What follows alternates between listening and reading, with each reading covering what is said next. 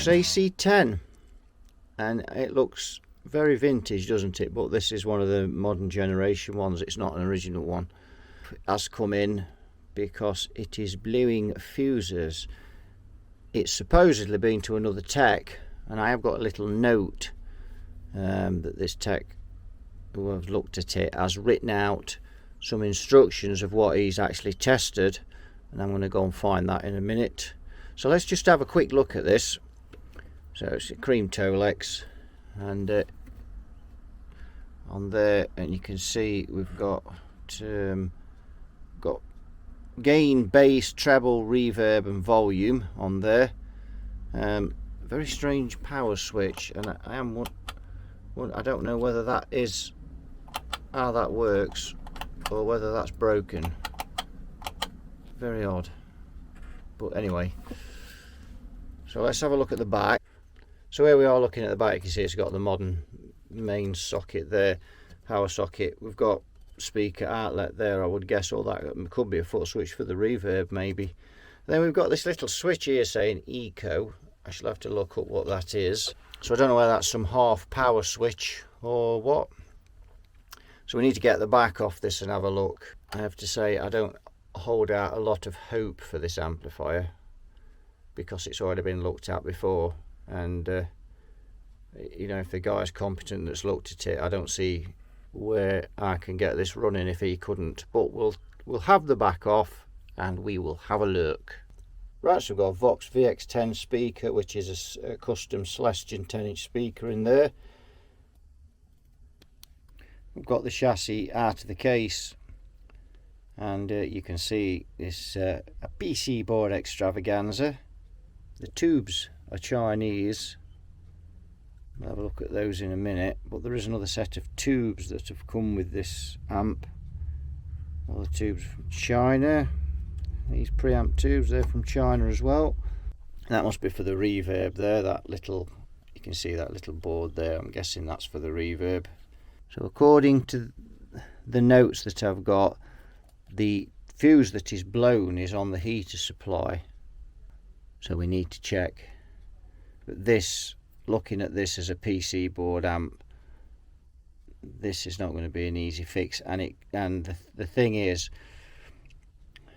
because this amp is blowing fuses on the filaments on the heaters, I'm kind of guessing that if the tubes have all been changed and tested, then it's really, you know, unless something happened underneath on the tracks, because I'd imagine that, yeah, the heaters filaments are running on those tracks, so unless something's happened on the bottom of the board and there's a short, I'm guessing that it's the transformer, I'm afraid. So we're going to have to do some testing and see. First thing I'm going to do is set up the tripod so we can have the camera and have a bit of a look, because we'll run this up on the Variac and just see what happens. Right, I've got the camera on the tripod. Well, I've actually got the other camera. So I'm just going to try and test through this amplifier. I've got the Variac on there, and I've disconnected the terminals for the transformer, which I presume one is filament and one is HT voltage. So obviously, because I've disconnected the transformer on this side, I've not got to worry about any of the amplifier and not having a speaker on. We're only interested in AC voltage at the minute, and we don't seem to be seeing a lot of it, to be honest. So I put 60 volts on the Variac, and so I should be seeing 60 volts here.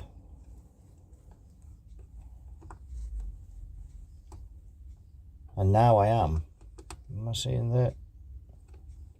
Oh, over there? No, it's not seeing anything there. So is this?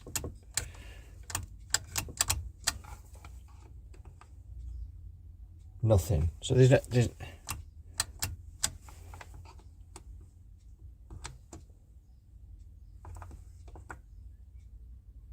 yeah, there's the 65. Oh, of course, the fuse is that way. Duh. Looking at that wrong way round. Just realised, yeah, so that's okay. So we've got a voltage coming in there. Looking at that the wrong way round then. It's been a tough day. And it's not finished yet. So I've got 1 volt on there, on this pair here. You can see I'm just lift this camera up a bit higher, so you can't really see what I'm doing in there, testing that. So what I've done is I've tested this to see that I've got voltage coming in from there. Now that's going through and into the transformer, but it looks like we've got a relay there of some description, so that may well have not kicked in. So we've got little or no voltage there.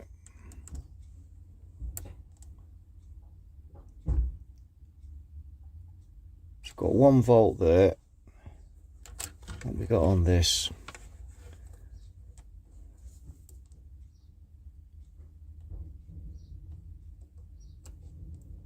Nothing.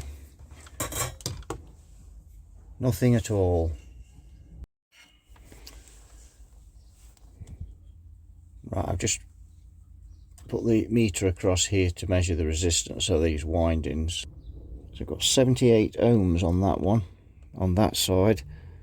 Let's try that. That's 153, excuse that car there because I've got the door open. 153 on there. Let's just measure that other half. Measured it whole. 75. So that seems to test okay. This one, however, let's try and test that down there now. These are a pig to test, they really are. There's some very funny readings off that. So this time I'm going to plug that one in and leave this one off. This one, I suspect, is the feed for the filaments. So I'm going to put 60 volts on the variac again, and I'm just going to see now what we get. We've got any HT voltage anywhere? So put that there. So if we've got any DC voltage. The EL84 pin 7 will be the plate. 1, 2, 3, 4, 5, 6, 7. Nothing. Let's try that switch, weird switch again.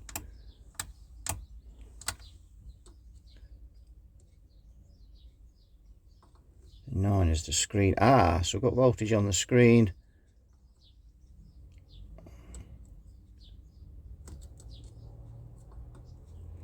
It's got 44 volts on the pin 9. That's the screen, the grid 2, and that's pin 8, pin 7.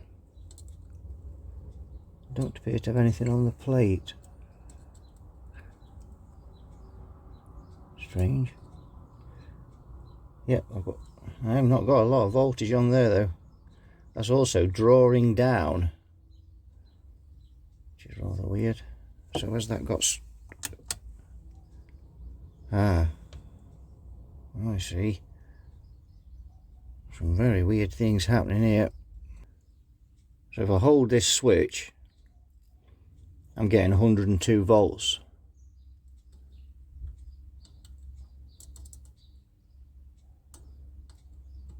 But the plates, or plate on that, at least on that tube, is nil pois. What about the other tube? Can we just get in on the... Let's have a look at that one. I think that might be pin 7 there. Nothing. So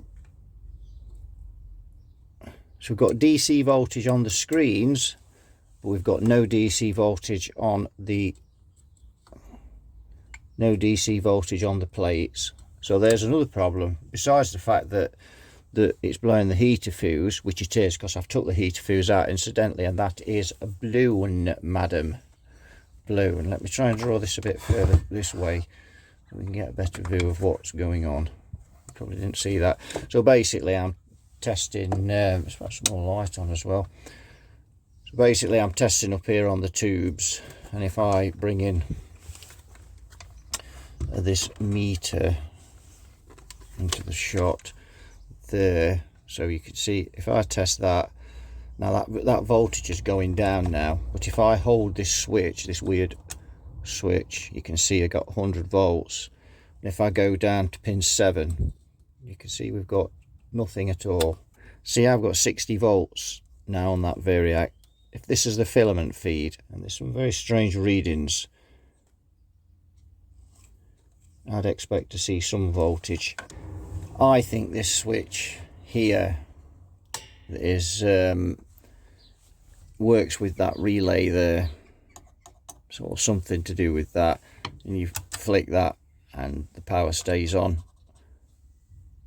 somehow. I don't really, because I don't do all this semiconductor chip rubbish, but it's not my field of electronics. Probably not rubbish, but it's just, I don't think it belongs in a guitar amp, but there you go, that's just my opinion. So those are the HT feeds, they're fine. These two, let's just try this now and see if there is any voltage coming off this transformer.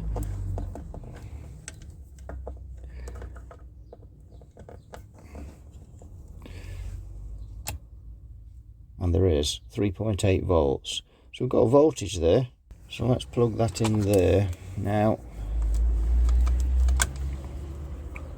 Right, that diode there is blown, madam. I have tested it, and it is like Mrs. Blenkinsop's TV, it's blown. And I've also tested continuity between the pins of that and this fuse, and I get continuity. So also I put the meter across the pins on the amp setting, and that got red hot immediately, and I'm only up to 100 volts on the variac, so that's definitely blown. So we need one of those, so we can change that. We've got to take the whole board out to change that. That should cure the fuses blowing. Now whether that's what's preventing this from switching on, because of, if we look across here, we've got this item here, and I'm guessing that's some kind of relay that won't click in, won't leave the amp connected if you let go of the switch, which is to prevent any damage. Although it's strange why it's still blowing the fuse if that won't allow it to fire up. So that's, where are we again? Got lost where we are. So that's definitely blown. We need to change that, I'm pretty sure, when I test it, because I'm getting readings both ways, and the readings are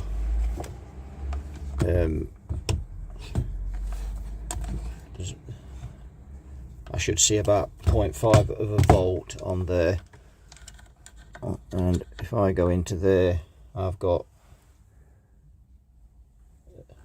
basically it's short. The other side I think is AC, and I think this side is DC, and if I swap those around, and I've got exactly the same reading, I shouldn't get a reading one side, I should only get both sides, I should only get a reading on one side. So that diode, also the fact that it got incredibly hot, that diode is toast.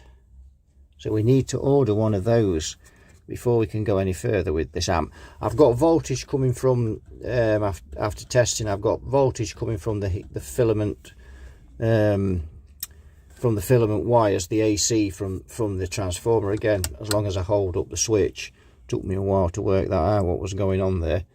I think we know that's blown, so we need to order one of those. Just to stress for anybody who was thinking that the filaments are wired AC, they normally are on older amps, and most of the stuff that I work on, but on this particular item, they're not. They are, the filaments are rectified to keep the amps quieter, and that's why we've got that rectifier there. Right, I've got this board out of this Vox AC10, and I even had to take this board out to get that board out, so it's a nightmare. Now I'm looking at this board, and the soldering either doesn't look great on this board, or it's been somewhere damp. So let's just see how close we can get in. So if you look at those, you can see that they look a bit three-pulsious. There, you can see they've got like a patina on them. Sorry, focusing failed on the camera. Like a patina on there, so I'm not really sure. A couple more there. If we go to the left, there, those two there don't look fantastic either. So there's a lot of work in here, because if I don't address some of these soldering joints, very soon they'll be dry jointed.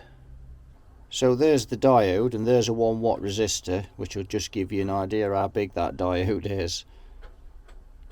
So, and that diode is there, on there. Now here's the deal with this diode. So this diode has got a 50 amp surge, but it's only actually rated at 1 amp. So it doesn't take the brain of Britain to do the maths on this amplifier to know that these filament voltages go way above that. One of the output tubes alone is nearly 1 amp, 780 milliamps I think, on an EL84. We've got 2 of those, and then we've got the preamp tubes. So there's no wonder that's blown. Excuse the T-box that's holding the board up, but I always use cardboard to prop PC boards up. You should never use anything metal. And as we saw, I can't remember which amp it was, we saw, might have been that Marshall, where they'd scratched all the PC board, and it's very easy to damage the traces, so cardboard won't do that. So whilst it looks a bit odd, it's a very effective method. Right, let's get on and change this diode. Right, it's running. My God, that was a nightmare to get out. That was being tucked right down in there. So there's the new gumption blasting away, and he's already red hot, but then he's going to be, because he's rated at 1 amp, and these are rated at 700. These are rated at 780 milliamps each, I think, and then these are rated at 300 milliamps each. So you got 600 milliamps there, 780. So you got 14, 15, 60, 18. You've got just over 2 amp there. It's double. Whoever came up with that idea, well, words fail me. I really don't know how long that's going to last. It is baking hot when you touch it. I can't see that there's any other fault that's making it hot. It's just the current that's being drawn through it. It's just too much. Now, because it's got this soft start thing on here, I've put a smaller fuse in there. I've actually got a 3 amp in there at the moment. I put a small one in case we sure it's dealing with a lot of current on a heater circuit, filament circuit, so we could probably up that a bit more. But it should be 6.3 amps. But then again, I don't know. Looking at that, I think I'm going to leave a 3 amp fuse in there. 6.3 amp to me is too much. If there's a short on one of these tubes, it's going to take that diode out before it takes that fuse out. That diode's got a 50 amp surge, but apparently, but I wouldn't trust it. If that's still running in 6 months' time, I'll be stunned. And really, by the time you've taken those out 1 or 2 times, the tracks have about had it on the board. It's double-sided print as well. So that's just, it's a nightmare. I know I'm sticking my finger down here, but there's no high voltage, I've checked.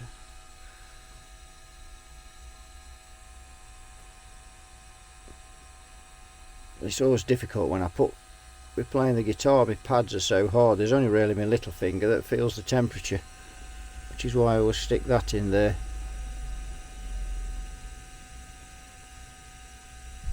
Yeah, seems to have cooled down a little bit, but it's still red hot. I don't see that lasting long, but That's how they make these things nowadays. So all appears to be working and running. Well, check that out. Just gone to put the clip, which that one's got on there. Just gone to put the clip on that, and as I put the clip on, he's just broke. Looks like, what glass are they made out of? That surely must have had some crack in it or something. Didn't show, didn't notice it when it was running. I just have to look back at the video on that to see if that was already like that. Not quite sure what's happened there. Bummer. Right, stuck another tube in there. I'm not sure what's happened to that. Very strange. It does happen though sometimes. As they heat up, sometimes they just crack. I don't know why that's the case. The thing is, it showed no signs running it at all. You wouldn't have even noticed that was as it had no emissions whatsoever. Right, so I thought I'd better check the bias. And while I was, it's cathode bias this amp, but while I was at it, I thought I'd just measure the output transformer just out of curiosity. 188 on one side and 220 on the other, so I don't know why on that one, but yeah, 40 ohms difference. Not that it matters hugely on this, but it would if it was fixed bias. So let's see. So we have 120 ohm cathode resistor, which is actually 123 ohms. We've got a volts drop of 10.8. and I've got 318 volts plate to cathode. So let's do the maths on this rather large calculator, which I bought so I would never lose it, and yet I still managed to lose it. So let's see. So 10.8 divided by 123 equals 78 milliamps. Let's divide that by 2, and that's 43 milliamps. Let's take away 5% for the screens. That leaves 41 milliamps. And if we times that by 318, 13.2 watts. These are biased at, and there's a typical example of what I was saying about these amps where people bias them. You can see 13.26 there, enough of that large calculator. So 13.26 these tubes are biased at, and yeah, I'm sure it sounds great, because they do sound good. It's a bit of a small touch. So the one thing is to check the transformer. Yeah, it's lukewarm at the best. So it's when you actually feel the transformer and it's scalding hot, and then you think, ah, yeah. So I'm not going to change that. I'm going to leave it. I may just try another tube in there, just to see if that tube I've put in is drawing a bit of extra current. Right, this amp's been, I'd had this amp on for a bit now, and this transformer is getting hot. This amp is biased all wrong. I have found a couple of Softecs to go in this amp, and that's more like it.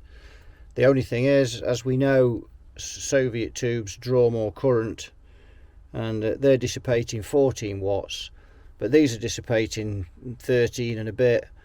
So I've got to change this resistor anyway, and I've decided I am going to take this apart and just get that resistor out and put a 5-watt resistor in, and I'm probably going to go for about 180 ohms I think on there, and you can see there. So I've took the tubes out. I've got to take, there's some screws on the back here I've got to take out. I've got to just remove these 4 screws and bring that board out, and then I'm just going to unsolder that, put the soldering iron on to warm up. I'm just going to unsolder that, and I'm just going to put, I mean, if I put 150 ohms in it, it's already 123, so that might bring it down, but I'm going to put 180 ohms in this, and I think that will bring it down to about 11 watts hopefully, and that's pretty for this machine, because I say that transformer was starting to get warm. Bear in mind that I've got the door open and the wind's blowing onto this you know, when this is all up, all in its own case, and it's in a red hot, you know, pour bore club, and it's being hammered, and I presume it's been gigged because of the state of the cabinet. It's not like it's been used in a bedroom, so the bias needs to go down. They're drawing way too much current, you know, they're into the 40s. Really, we want to be seeing 38 milliamps for these, 36 to 38 for an amp this size with these transformers, and this is up to like 43, pushing up 45, so we need to change it. Right, we've got this board out with these two sockets on, and those two terminals there are for that resistor you can see there, that 120 ohms. So we're going to swap that for that, which is 180. That's a 5 watt metal oxide we're going to put in there. That's a 5 watt sand resistor that we've got there. Right, so it's running again. We're just going to let it run for a minute, get these valves up to temperature, and then we're going to check the bias. So we've got 180 ohm resistor in, which is actually 177 ohms, and we had 123 in there before. Right, let's check this bias. We've done the bias again, and it has come out at 11.14 watts. So that's much better for this amplifier, much better. So we've managed to get this running again. It's all back together. We just need to get it in the cabinet and then have a listen. The underrated bridge rectifier there on the filaments is how long that will hold up, I don't know. We've changed the bias resistor from 120 ohms to 180 ohms just to take some of, because these tubes were over dissipating. Decided not to put its original tubes back in just in case there's an intermittent short on those tubes. Those Bagheera ones, well, words can't describe. We're still not sure how that one got broken, whether or not just as they heated up they cracked, I don't know. But anyway, and the other one doesn't look a deal better. So we now, at least we haven't got Chinese tubes in it now. Having said that, I have seen some good Chinese tubes, but these obviously aren't. We can't risk putting the old ones back in. So we've got these Softex in there, and these are running rather nicely. So it's time to put this back together and get the guitar stuffed through it and give it a good blast. Here we are then. We've got this up on the Marshall cab. It's not plugged into the Marshall cab, it's just sat on top of it.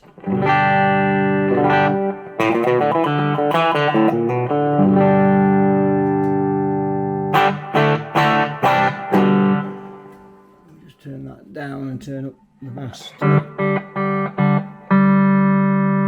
This thing's ballistically loud. You know, they don't even need to dissipate this amp at nearly 14 watts. It's plenty loud enough dissipated at 11.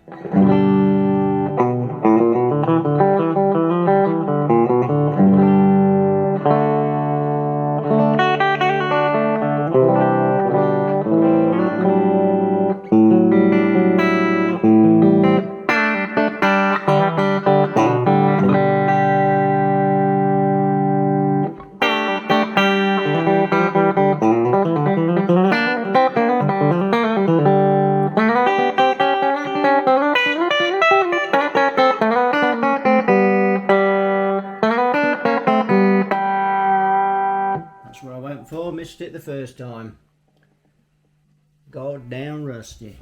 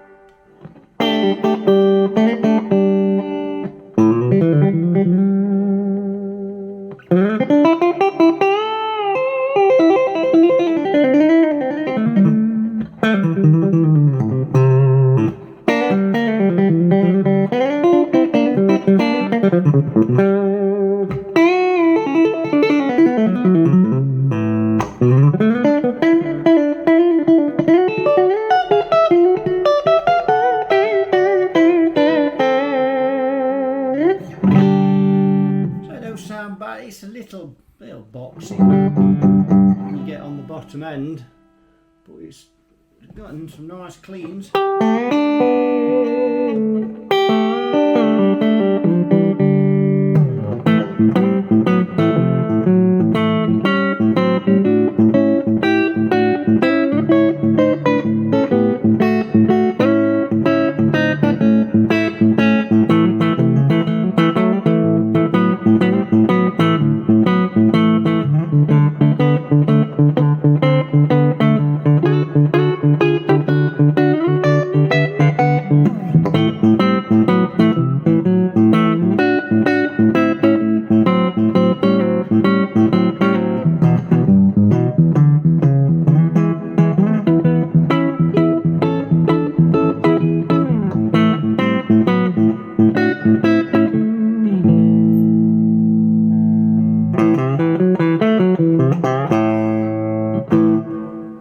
This is a little bit boxy on the bottom end, but other than that, reverb's not bad on it, considering it's digital. It's quite nice. I like digital reverb. Everybody's going, everybody going, no, no, no.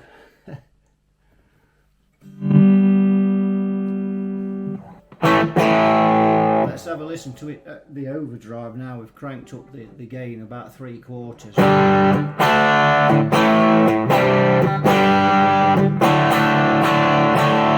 room for improvement there. Let's go up a bit more.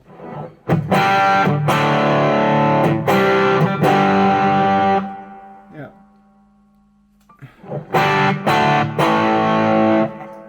A little bit crackly and the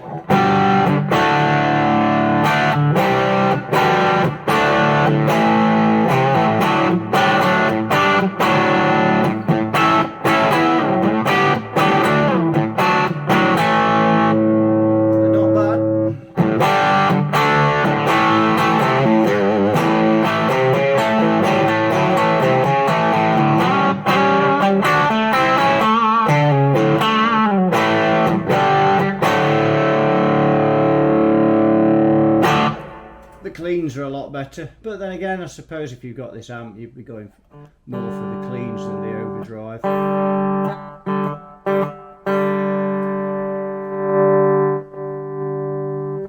Let's put all the bass in, see how much bass we've got.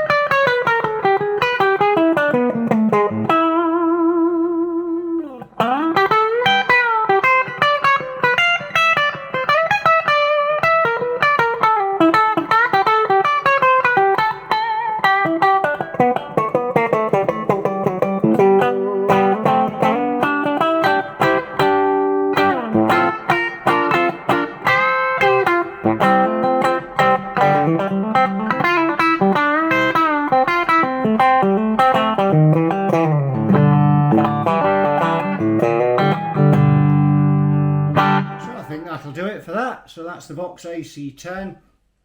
It's a reissue.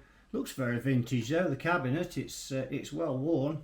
It looks the part, and it doesn't sound half bad. It's been a bit of a fiddly repair, this one, but we've got there in the end. So thanks for watching and listening to me waffle on about this amplifier and other amplifiers as well in the past. And all the subscribers, thank you very much, and all the wonderful comments that I get. I do get some really nice comments from people, and a lot of help from people. Gooden especially, he helps me with a lot of things. So thanks for watching. You all take good care, and I will see you all in the next video. Bye bye for now.